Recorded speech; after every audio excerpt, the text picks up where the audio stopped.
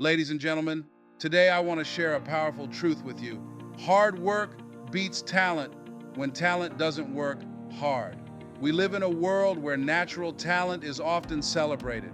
But let me tell you, it's the relentless dedication and effort that truly paves the way to success. I've seen countless individuals with immense talent fall short because they relied solely on their gifts. On the other hand, I've witnessed ordinary people achieve extraordinary things through sheer determination and hard work. I've experienced it in my own life. When I faced obstacles, it wasn't talent that saw me through. It was my unwavering commitment to putting in the work. Hard work is the great equalizer. It doesn't matter where you come from, what your background is, or what innate abilities you possess. What matters is how much effort you're willing to put in, how many hours you're willing to dedicate, and how resilient you are in the face of adversity. So, let's delve into the power of hard work and how it can transform your dreams into reality. It is a fact that most people are unaware that Monday mornings between 8 and 10 a.m. are the most common times for people to experience their first significant heart attack, and 9 a.m. those preparing to report to disliked and unhealthy employment. What is it that you could enjoy doing every day of the week to make yourself smile? You must begin to say yes to your life. You must begin to say yes to your aspirations, to the future as it is being written, and to your potential. You know, I used to declare that each year would be my own, but one good year won't be enough for me, ladies and gentlemen. How many of you could use a decade or two? Please raise your hands. Wonderful. Fine. This is what I want to do right now. I want to tell you how you can start claiming this decade as your own. How many of you are aware, deep down, that you haven't lived up to your full potential or accomplished everything you could possibly be capable of? How many of you really need to respond with, no, I haven't done everything I can? Please raise your hands. All right, excellent. We now know that people function inside the confines of their self-perception rather than acting on what they are aware of in life. I want to share with you how to start seeing yourself in a bigger light and how to start living this decade of your life. Because it will be quite difficult to accomplish that. You'll need to put in a lot of effort and continue your journey toward becoming a professional and personal self-master. It will also need you to start believing that you are capable of putting in the necessary amount of work, dedication, action, preparation, or whatever else it takes to move your life in the direction you want it to go. Hence, one of the first things I want you to do is take a moment to reflect on your life as it stands and identify something that is meaningful to you and gives it purpose. Consider what you would like to have or build for yourself, your loved ones, or society as a whole. I would like you to keep this in mind. Initially, I wanted you to focus on not worrying about the internal dialogue you will experience. Forget about the method you're going to use. That is going to happen. You will create a strategy. You'll figure it out. You'll develop into the kind of person who can draw in the people, assets, and other necessary elements to turn that into a reality. But I want you to pay attention to what's going on within. I was sitting in an audience once when Zig Ziglar, who I think is one of the world's best motivational speakers, was making a speech. I was watching him go back and forth in the audience, and I thought to myself, I'd like to do that. That's something I can accomplish. I asked the man sitting next to me as I bent over, how much do they pay him to do that? $5,000, he said. I know I can do that, I uttered. I also thought highly of him. Afterwards, while I was returning home from Tampa, Florida to Miami, Florida, my inner voice told me, Les Brown, you can't do that. You're not a college graduate. You really cannot do that, Les Brown. You lack both the resources and the connections. You've never held a position with a large company. Why do you believe that an hour of talking can bring in more money than a month of labor? I have a question for you. How many times have you considered doing something you wanted to do but were persuaded out of it? Please raise your hand. The majority of people, ladies and gentlemen, take their ideas and greatness to the cemetery with them because of that inner dialogue. A minister said lately, the richest place on the planet. And it was absolutely accurate. It's not the diamond mines or the gold mines spread around the globe. The cemetery is the richest spot on earth because we will discover inventions in the graves that we were never even exposed to. Concepts, aspirations, and desires that were never realized, as most individuals, for whatever reason, permit that inner dialogue to prevent them from ever following their objectives. Now let's start examining what is needed to make this our decade. Why is it that the majority of people never fulfill their potential or accomplish their goals? Fear is one. Furthermore, we are born with just two types of fears: the fear of loud noises and the fear of falling. We come to like the dread of failure more than any other fears. The dread of achievement comes next. That was one of the main obstacles I had to overcome. I was working on a big project that eventually grew and became very profitable. I thought I couldn't manage it, so I ran away from it in a panic and gave it to someone else. Another factor that prevents most people from accomplishing their objectives is the tendency for many people to settle into comfort. They cease developing and cease desiring anything. They start to feel content. They give up trying to find ways to validate themselves. They cease placing objects before them. A wonderful man named George Bernard Shaw once stated in something I was reading that to have succeeded is to have fulfilled one's duties here on earth. Similar to how a female spider kills a male spider after he succeeds in courtship. I like a state of continual becoming with a goal in front and not behind, he continues. I recall an elderly gentleman approaching me after I had given a speech at a large firm. He said, that's really great motivation for you young guys, but I've done all my work. I am at a loss for what else to do. Oh, certainly, you have a lot to offer, I said. You are really valuable. It indicates that your business is still ongoing and that you are still here. Feeling unworthy is another obstacle that prevents us from achieving our objective.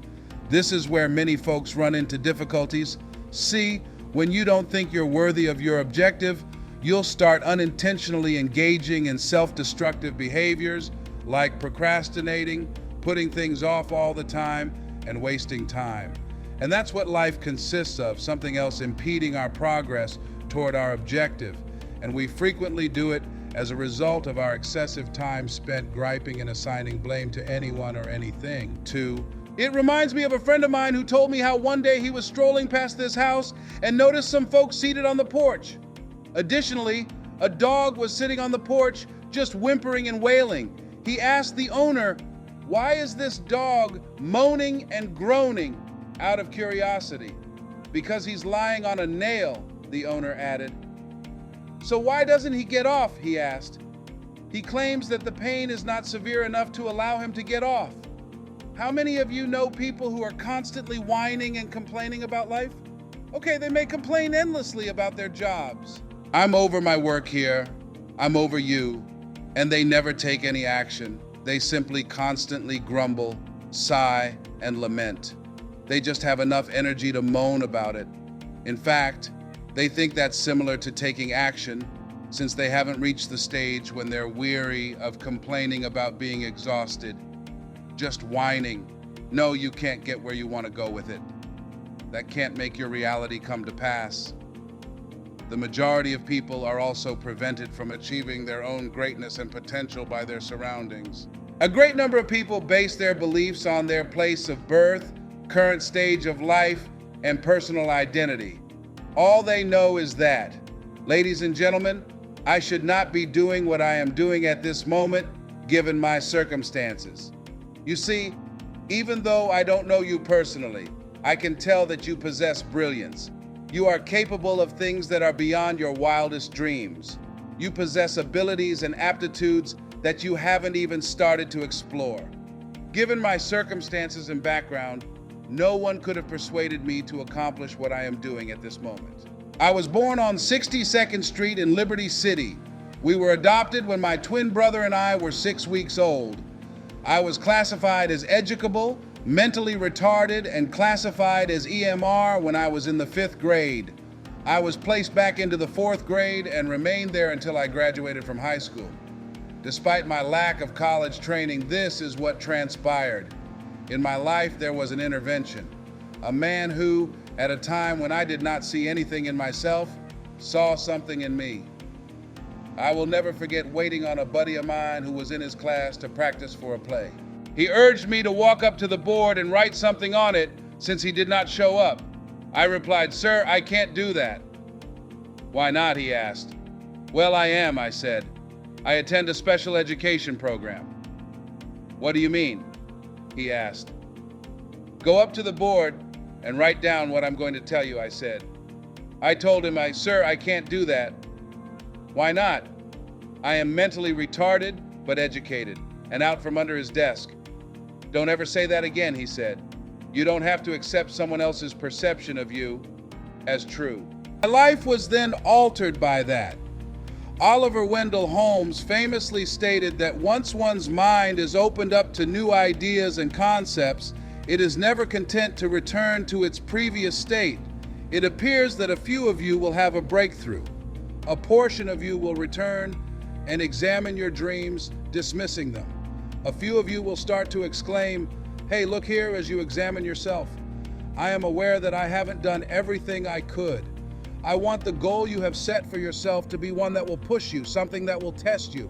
Osborne once stated that you will never progress unless you try to accomplish something that you have already mastered. What is anything that you looked at once and determined you were not capable of completing?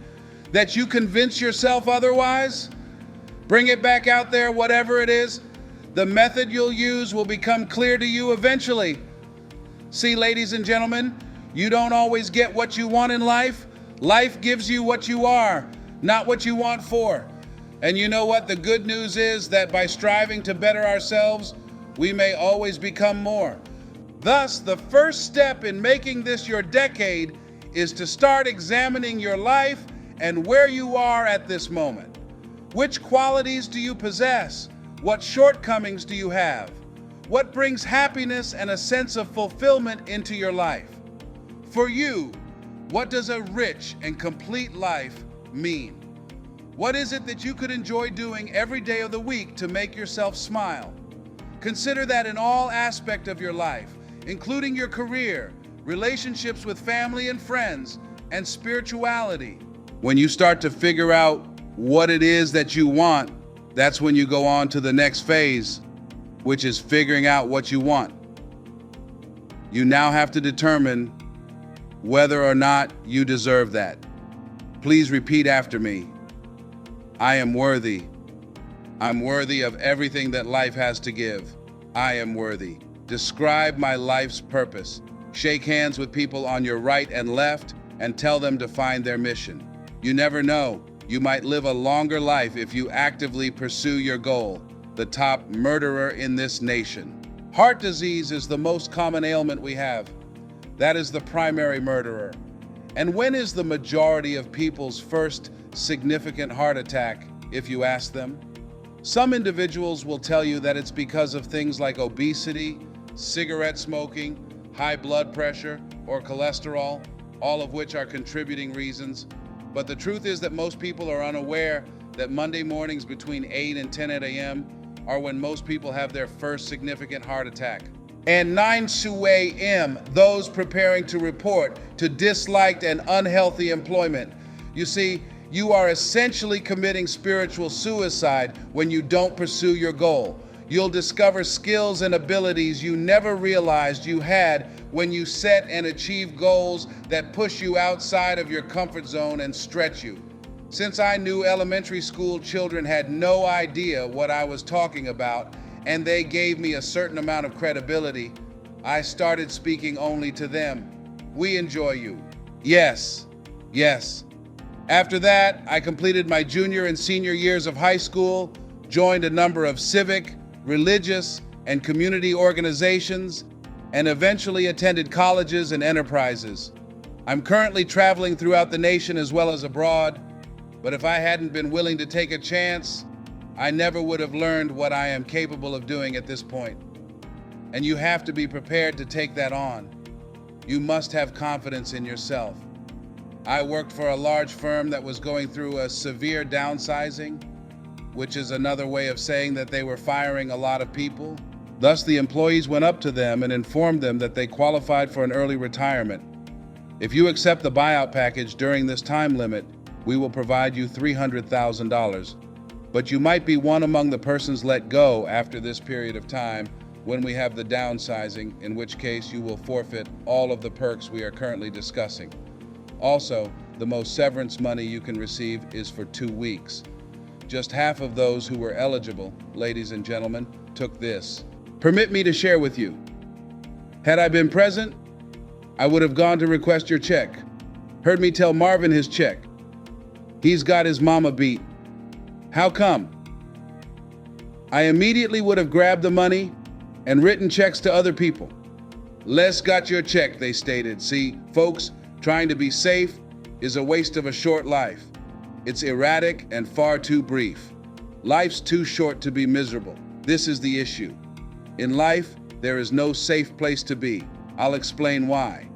Not many individuals are aware of this modest secret. Life is too short to leave alive. Hi there, life is too short to leave alive. Therefore, no position is safe. Either on the field or in the stands, you could perish. Well, you might as well show up to the field and enjoy yourselves. Therefore, you must choose to be brave if you want to make 2018 your decade. You see, in life, you have to be brave. You must face life head on. I recall working for a huge firm. There were 2 people sitting across from me at a presentation I had to do. I'm looking at the last 2 finalists, and that involved my firm, the man added to the other man. And their company stated, listen, this guy has no credentials when you look at his credentials. Here we have an advantage. Between us, we have 2 PhDs. I got up and started chatting to myself in the restroom. Les Brown, I replied, what's up with their 2 PhDs? You have to look after your mother and 6 kids. And before I even entered the meeting, I strolled there feeling, looking and smelling wonderful. All right? And that table was across from me. As soon as we begin negotiating, I act with complete assurance. I treated them as though I had that contract with them from the moment they were born. They used one of every 9 million sperm that survived to complete this deal, and I was awarded the contract. Hi there. Thus, you must choose to be brave. Most people attempt to creep throughout their lives. No, no, no. Attempting to keep things lighthearted. No, no, no. If you lead a carefree life, you will eventually become a casualty. No, really, in life you have to have courage. You must face life head on. And now for something different. You have to have optimism. As you can see, a lot of individuals become pessimistic and start sending a lot of bad energy when things don't go their way, even if they want them to. No, no. You must exert a purposeful, focused, and conscious effort. I'm going to be optimistic. You see, when you are confident in yourself, things will come together for you. When you have a deep inner knowing that you will succeed in some way, and that's only a small portion. These are only a few of the hoop jumpers you must clear to get there. It's all right. My acquaintance went to apply for a job, but the employers rejected her since she was so bare. To heck with you then, okay? Hold on, just 1 more minute. They simply don't work anymore. Keep your past grudges at bay. Never bring up the boys. Mom, come on. And now for the final item. You must be hungry if you hope to accomplish your objective and get a competitive advantage. Many people adore me for sharing this tale. You know, my first big priority after graduating from college was to get my mother a house. And Paul Harvey was my broadcasting hero. Additionally, I wanted to get into broadcasting. I also cherished the disc jockeys that were broadcast. And my dream job was to work as a disc jockey. And Mr. Washington told me something I will always remember, who served as my high school mentor. Do this again. He quotes Whitney Young, "Being ready for an opportunity is preferable to not having one." Instead of being unprepared for an opportunity, have one. See, I set out to improve my vocabulary and communication abilities.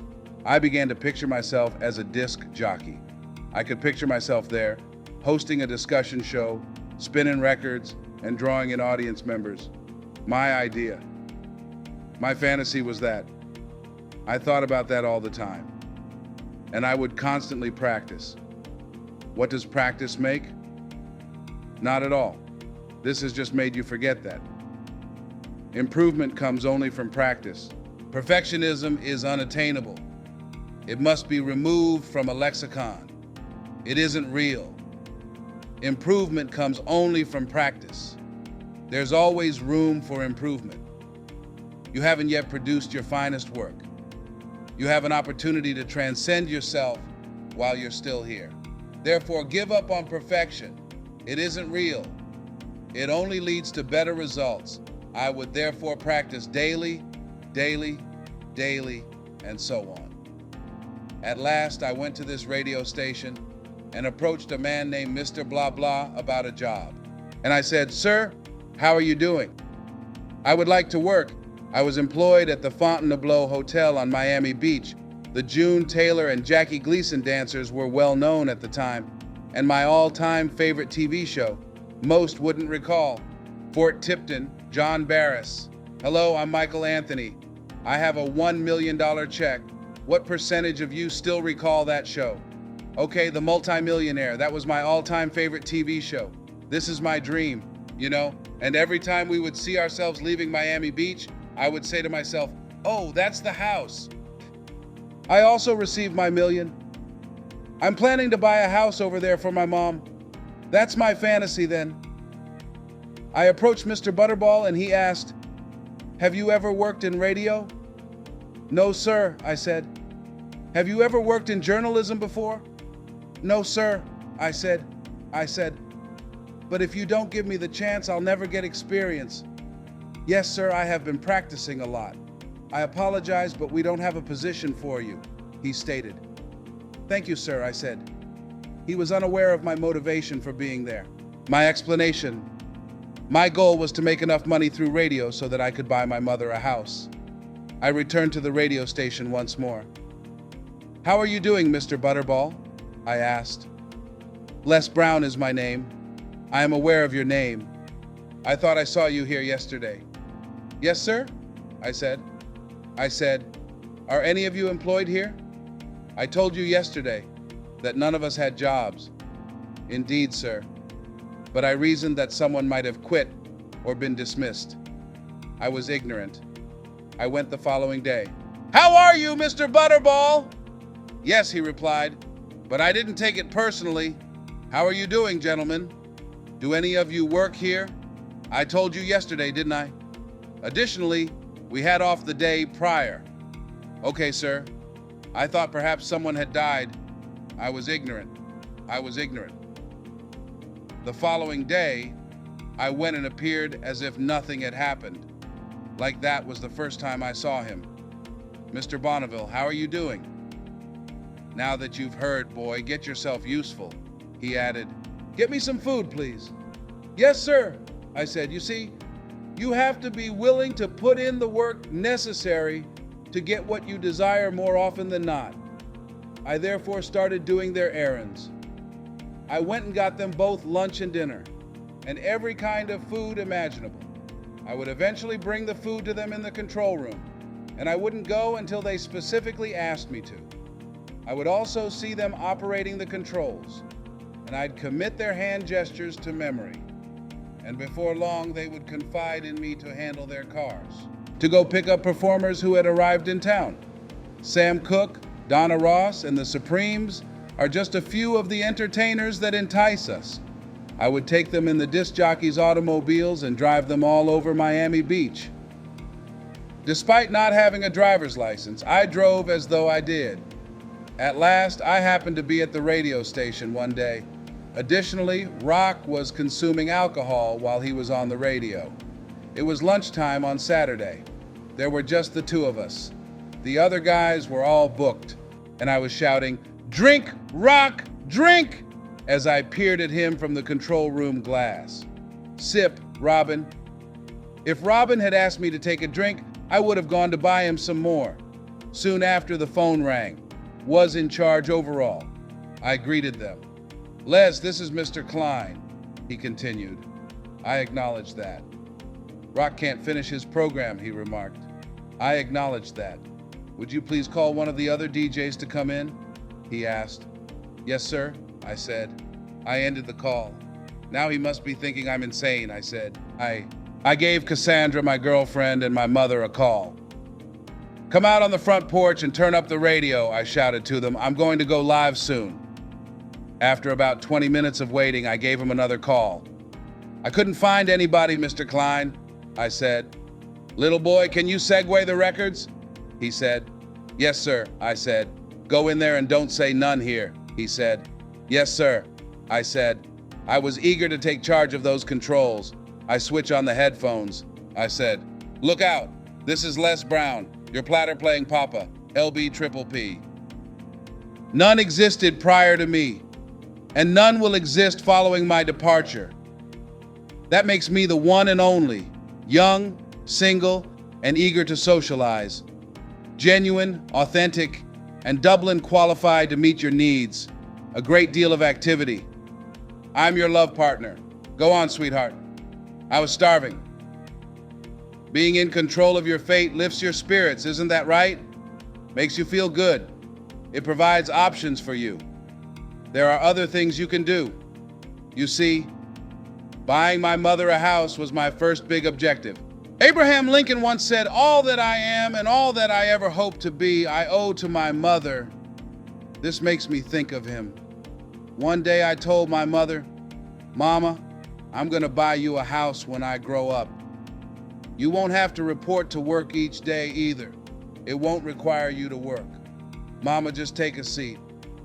As she changed and got ready to head to the M&M cafeteria, I basically followed her about. I told her to watch, since one day she won't have to come here to go to work. Outside it's pouring rain. There won't be a rainy commute to work for you. You just do what pleases you, such as staying in and making me some sweet potato pie. My mother made a type of sweet potato pie that is unsuitable for eating while wearing shoes. Please remove your shoes so that you can wiggle your toes.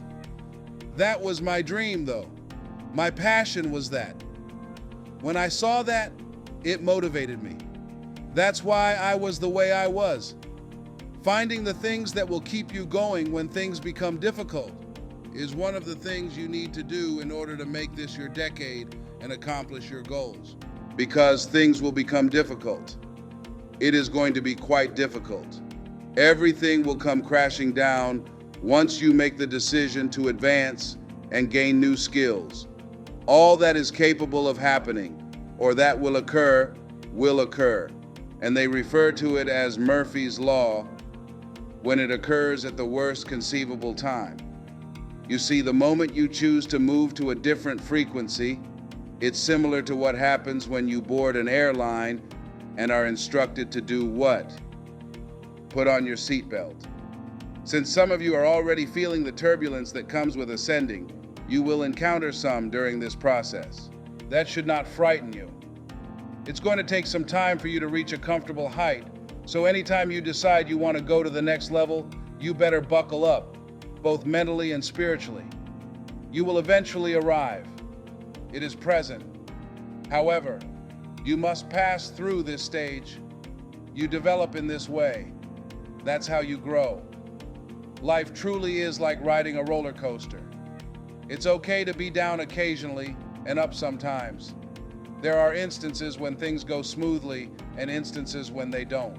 However, it's during the dark times that you find your true self.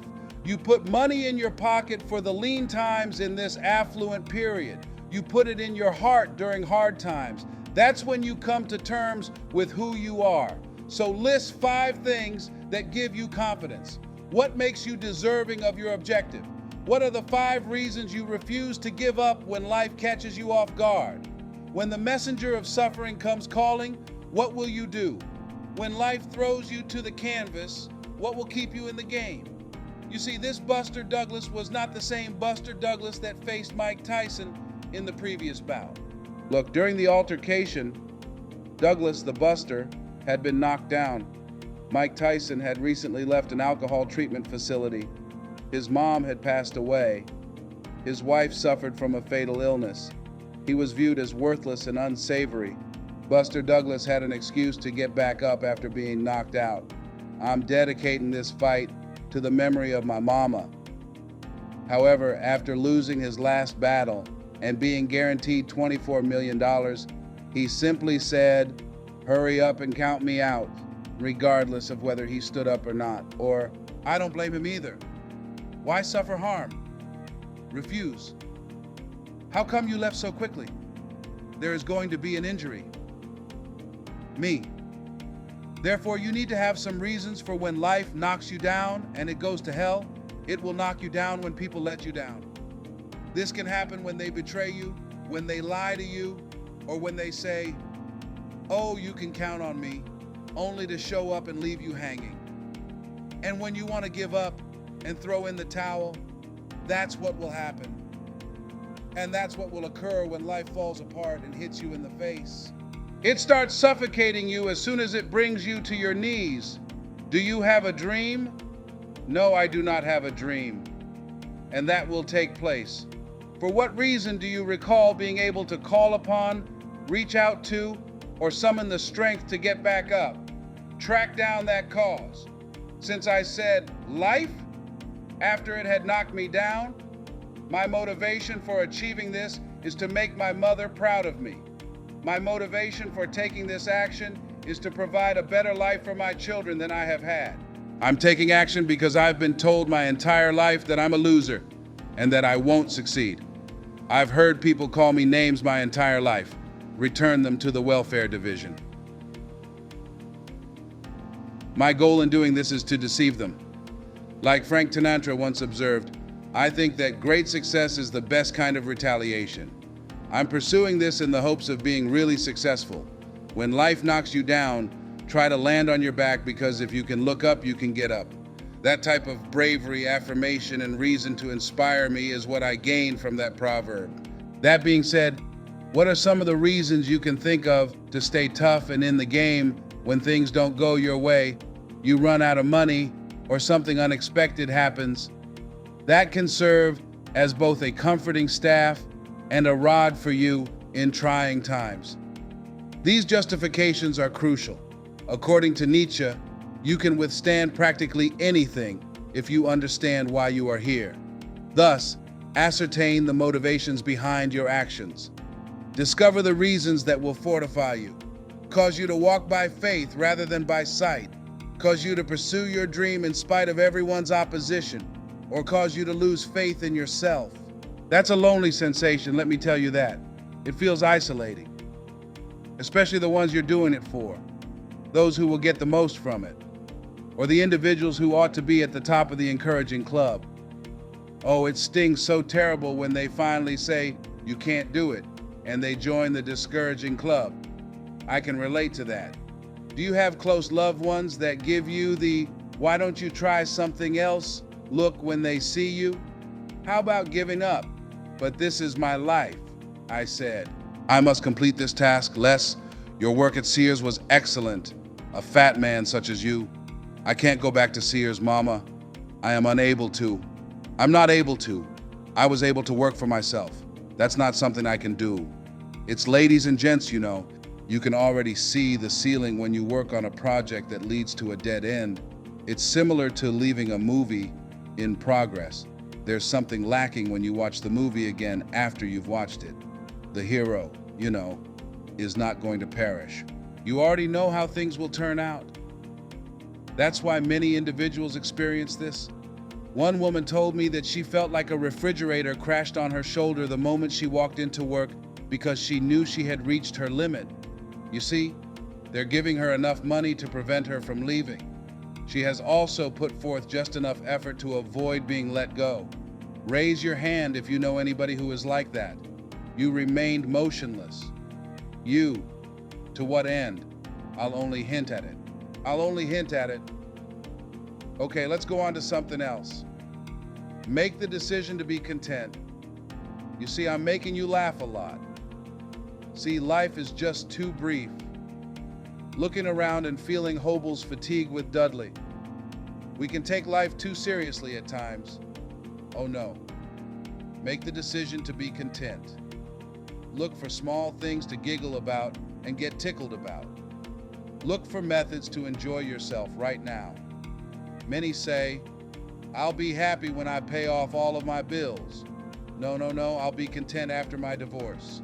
Oh, please, please, please, as long as the kids are saying, oh, no, I'll be content. You want to be happy right now, but nothing is guaranteed. Nobody tells you that you won't be here in 2, 3, or 4 years. You therefore desire to be content in the present moment. Say it with me again. I have to commit. To be happy, I have to commit to something. To be content at this moment. All I got right now is this. Give a little shake to both your left and right and tell them you deserve to be happy. Make the decision to be content. Since you now find new meaning in life, simply taking in the view of the sunset, life, or the natural world, taking a stroll. The small things in life are what really matter. Here's something more you should start doing to turn this decade into your own. You want to start purging your life of any poisonous individuals. Greetings, energy suckers. Remove them from your life. You see, ladies and gentlemen, achieving your goal requires a lot of energy.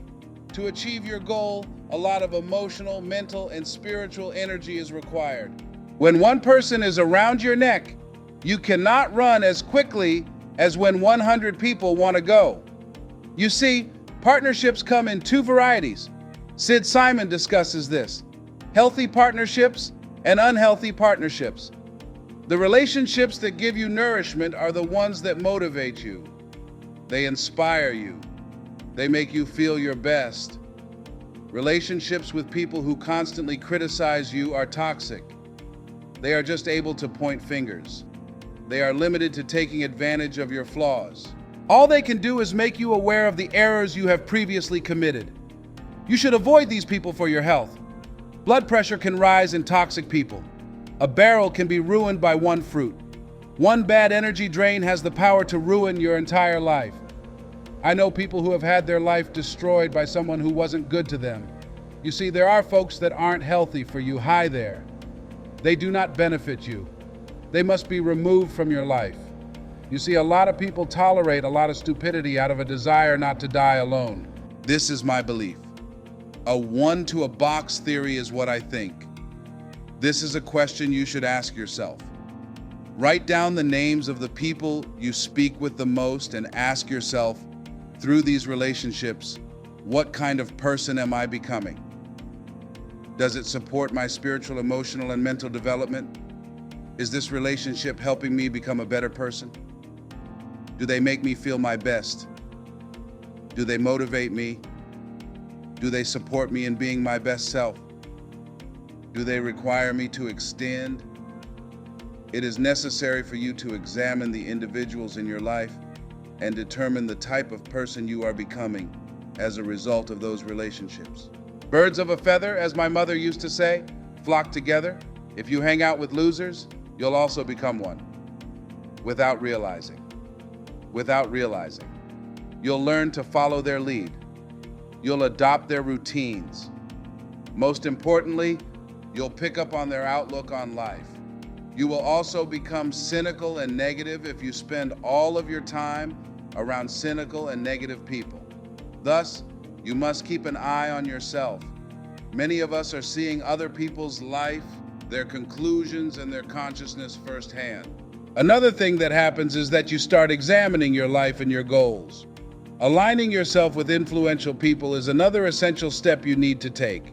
Assemble yourself around supportive individuals, people that you can grow from, learn from, and who can empower you. That is crucial. Check to see if somebody in your immediate vicinity can help you flourish. I joined the National Speakers Association when I decided I wanted to be a speaker. I desired to be in the company of Dwayne Dyers, the Zig Ziglars, and Dr. Norman Vincent Peale. I desired to surround myself with like-minded individuals. I wanted to take notes from them. You also wish to carry things out. You want to surround yourself with like-minded individuals who share your dreams and way of thinking. Those who hope for more from life. People who, in contrast to most people, are reaching out, looking for, and pursuing a greater purpose in life. It was once said that one should constantly aim to succeed in life because the overcrowding is at the bottom. You see, you want to avoid being at the bottom. See, being at the bottom is easy.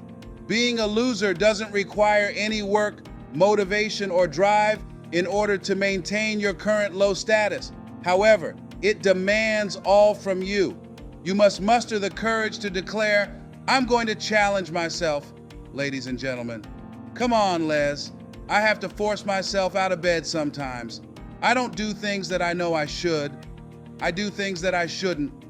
I've discovered that your greatest opponent is none other than yourself. An old African adage states that the adversary outside cannot harm us if there is no enemy within. Thus, consider that.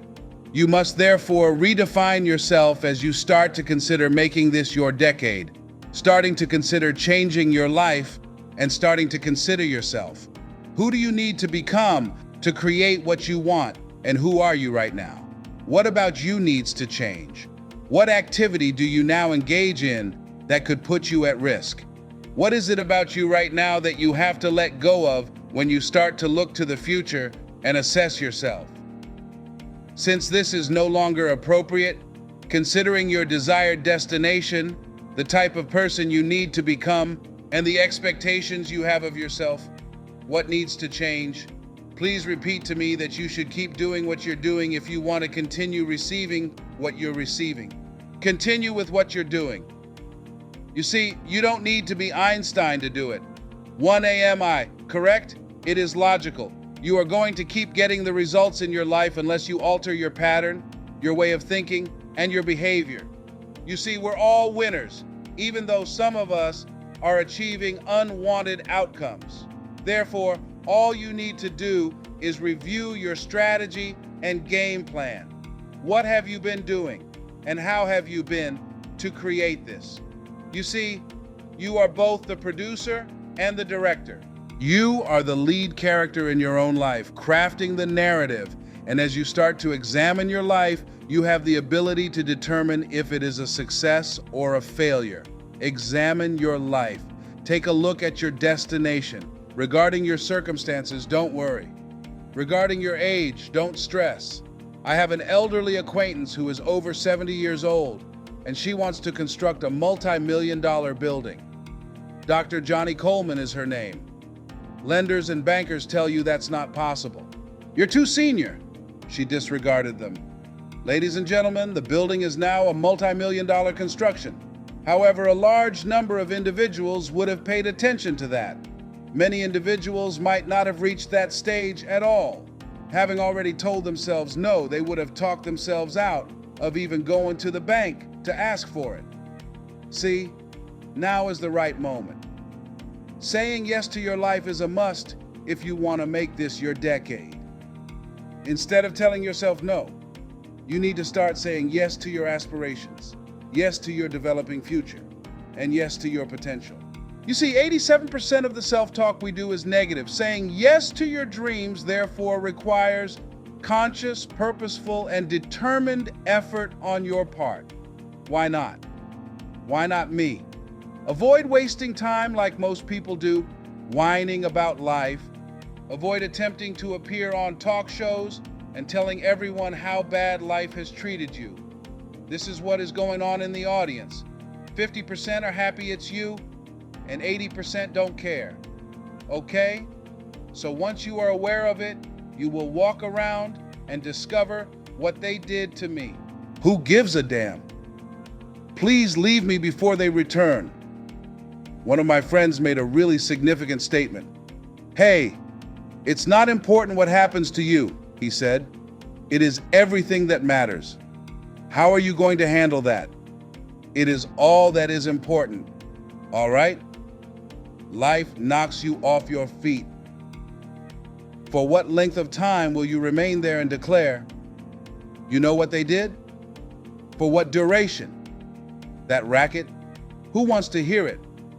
Make use of that energy to get up, go on, and resume your life. To advance, you must learn to let go of the past. Because they let their past experiences dictate their prospects, a lot of people never follow through on their aspirations. Your past actions don't define who you are now or what you can achieve. That is merely an image of your awareness. That's merely an indication of your maturation and progress. For you, the future is unfolding now. You currently have an infinite future ahead of you. Nobody is aware of your whereabouts. Nobody has any idea who you are, what you're made of, or what lies ahead for you. You're not even aware of that. Gentlemen and women, I had no idea. I could not have been persuaded by anyone that I could accomplish this. I will never forget the day I gave a speech in Detroit, and my friend from high school happened to be backstage and saw me afterwards. "I can't believe it's the same guy," he exclaimed. "It's not the person you know," I said after giving it some thought. He left. This is no longer his home. We possess the ability to modify our individual past, our life's course, our mindset, and our desired destination. Reaching new heights as a result, as you start to look at this decade and declare that it is yours, as you set objectives that will challenge you and bring out the best in you, as you start to cut individuals who are toxic and negative out of your life, and as you make the decision to take some risks in life. And that's among the most crucial things. According to Vice Code, you cannot grow if you are not willing to take risks. You can't become your best self if you can't evolve. You can't be happy if you can't reach your full potential. And what else is there if happiness is out of your reach? That's where. I'll never forget the day I accomplished my first significant objective, buying my mother a house. I'll never forget the experience. And when you accomplish a significant objective, you will go through this experience. "This is for you, Mama," I said as I pulled up to the house, got out, and gave Mama the key. I'll never forget her expression. "Oh my God," she exclaimed. "When I adopted all of you, nothing could have persuaded me that this would occur." "Oh, thank you," she said. "And you gave me so many fucking headaches," she said. Even though I was one of those energetic kids, nobody could have predicted what I would grow up to be. Goethe, that was one amazing philosopher. "Observe a man for who he is," he continued. "He only gets worse. However, observe him as though he were what he could be. Then he realizes his true potential." Furthermore, Mr. Washington saw my requirements by seeing past my thoughts. He said, "I see something in you, and I want to live up to his expectations because, well, God, I hope he's right." It's true that nobody lives up to expectations. And lastly, I would like to leave you with this. Choose a cause you are passionate about if you want to make this your decade. See, I work with young children, and it brings me the most joy in life. I travel to Chicago every Monday to work with 600 young children at Christ Universal Temple Church, helping them to find meaning and direction in their life. We've created a course of study. We assist those who are addicted to drugs or alcohol in entering a long-term recovery program. If not, we assist them in creating a self-image that does not include drugs or alcohol. I adore seeing these young men's angry and self-hatred expressions on their faces when I visit the Cook County Jail. See the change in them when we start to ignite a flame in them, just like Mr. Washington did in me when we go from that place. Furthermore, something cannot be valued in monetary terms. That's the reason I exist. What gift would you wish to offer the planet? What do you want to get out of here? See, for us to be here, someone had to pay a price. We reside in the best nation on earth, in my opinion. That offers us the chance to change someone's life. It is a blessing that we were dumped on this side of the world. While visiting Manila, a buddy of mine came across a bumper sticker that read, "Yankee, go home and take me with you." Choose the kind of legacy you wish to leave when you start to reflect on your life. What kind of legacy would you like to leave behind? What 3 wishes do you have for your funeral? And what impact do you wish to leave behind? What you intend to do is unclear to me. I'm not sure what you hope to accomplish in life. What I know about you is as follows. Regarding you too, regarding you too, regarding you too, that you are capable of greatness, that you have been endowed with possessions, abilities, and gifts, knowing that your life can make a difference and choosing to leave a legacy, that as you work deliberately, purposefully, determinedly to nourish and bring them out and establish a feeling of purpose, I tell you that because of your presence, the globe will never be the same. As you declare that this is your decade and start to look toward the future, I would like to leave you with this as my signature. It's now what I live by. And this is all it says. What are your goals? Being the best son I can be to my mother is my aim. Being the best father I can be to my kids is my main objective. And being the greatest motivator I can be, I want to see a drug-free America.